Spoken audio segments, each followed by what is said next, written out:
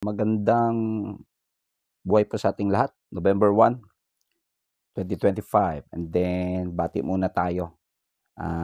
Say hi to our mga bagong followers or subscribers at mga nagla-like sa video natin. Mga nagre-react din. Bati tayo kay Argel Lee Nili Molina. Salamat po sa suporta. And JB Alipio Manansala. And sa kapatid ng tropa natin, kapatid ni Doc Zoilo Constante, si Kuya Michael O. Constante. And of course to Camilo Reyano.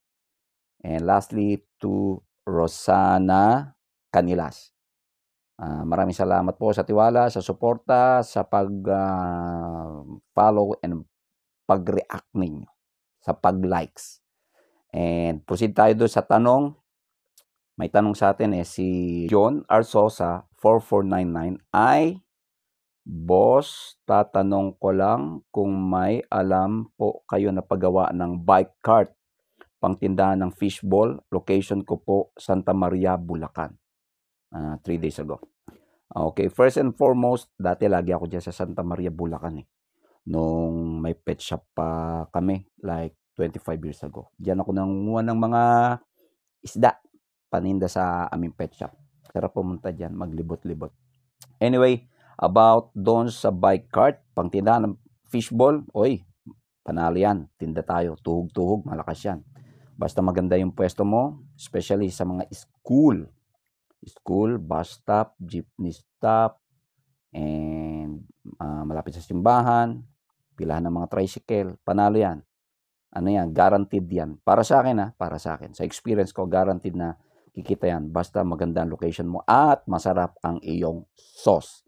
Number 1, eksperimentohin natin yung sauce. Kung paano natin yung mapasarap. And then, okay, doon tayo sa bike cart pagawaan. Actually, wala po akong alam na pagawaan sa Santa Maria, Bulacan. Normally po kasi, maraming gumagawa niyan dito sa may Pampanga, sa may Lubao. Basta, mga Lubao area, dyan maraming gumagawa niyan at sa may Bataan. But still, ang maitutulong ko, ang advice ko John ay eto. Ako normally, kung mapapanood mo yung gumawa ako ng isang video, gumawa ako ng stainless food cart. Nanguha ko at nangolekta ako for many months. Nanguha ko ng mga bakal, stainless, and then pinagawa ko sa may Ironworks. Binayaran ko siya and kinontrata ko kung magkano aabutin yung aking food cart na lalagyan ng mountain bike. Medyo pricey kasi malaki yun Anyways, ang mai-advise ko again ay mura lang naman ang bakal kahit papaano sa hardware. Bili na lang kayo ng bakal. Ang una mong gagawin ay maghanap ka ng welder. Yung welder kasi binabayaran yan normally 700 a day ang labor ng welder. So kung matatrabaho mo yan ng 2 days or 3 days, pwede pang mas mababa siguro yung maibayad mo sa welder. But normally 700 a day yan. Kasi kapapagawa ko lang ng bodega. And then, normally din, basta welder, maalam na yan sa bakal. Kung anong bakal ang gagamitin, approximation, plan, rough draft ng iyong ideal food cart. Kausapin mo yung welder kung ano yung approximate na magagastos para sa materyales. By the way, do sa ginawa kong food cart, ako ang gumawa ng bubong nun, ng lona. Panoorin mo din yon.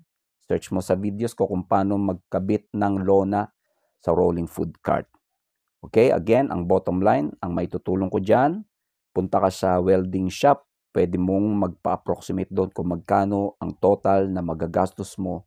May bakal na rin sila doon, pati labor, dyan mo na lang i-inquire rekta. Marami dyan, of course, kahit naman sa ang lugar, maraming Ironworks.